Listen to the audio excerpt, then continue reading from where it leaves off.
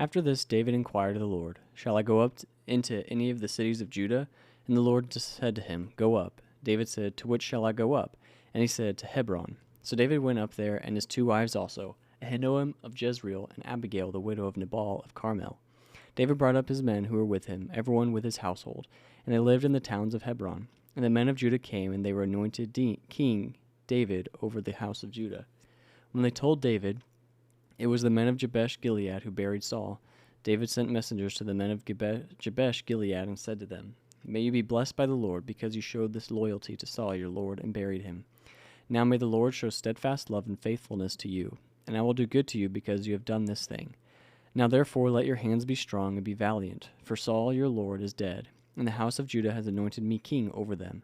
But Abner the son of Ner, commander of Saul's army, took Ishbosheth the son of Saul, and brought him over to Mahanaim, and he made him king over Gilead and the Asherites and Jezreel and Ephraim and Benjamin and all Israel. Ishbosheth, Saul's son, was 40 years old when he began to reign over Israel, and he reigned 2 years.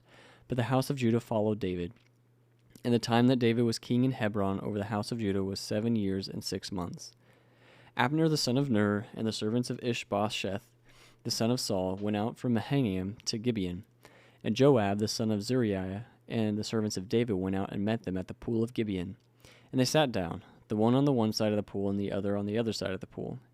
And Abner said to Joab, "Let the young men arise and compete before us." Joab said, "Let them arise." Then they arose and passed over by number, 12 for Benjamin and Ishbosheth the son of Saul, and 12 of the servants of David. And each caught his opponent by the head and thrust his sword in his opponent's side, so they fell down together. Therefore that place was called Helkath Hezrim, which is at Gibeon. And the battle was very fierce that day, and Abner and the men of Israel were beaten before the servants of David. And the 3 sons of Zeruiah were there, Joab, Abishai, and Ashel. Now Ashel was as swift of foot as a wild gazelle, and Asahel pursued Abner, and as he went, he turned neither to the right hand nor to the left from following Abner. Then Abner looked behind him and said, "Is it you, Asahel?" And he answered, "It is I." Abner said to him, "Turn aside to your right hand or to your left, and seize one of the young men and take his spoil." And Asahel would not turn aside from following him. And Abner said again to the Asahel, "Turn aside from following me. Why should I strike you to the ground? How then could I lift up my face to your brother Joab?" But he refused to turn aside. Therefore Abner struck him in the stomach with the butt of his spear, so that the spear came out his back, and he fell there and died where he was. And all who came to the place where Asahel had fallen and died stood still. But Joab and Abishai pursued Abner.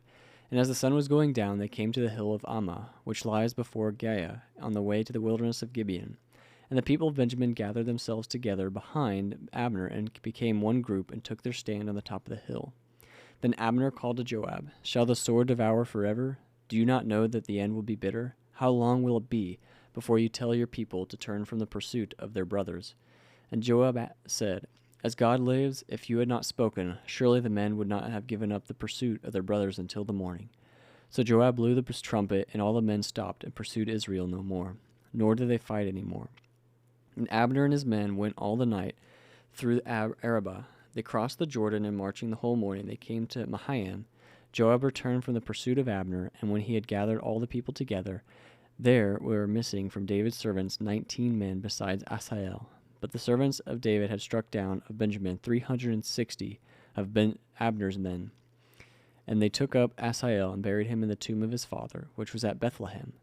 And Joab and his men marched all night, and that day broke them up at Hebron.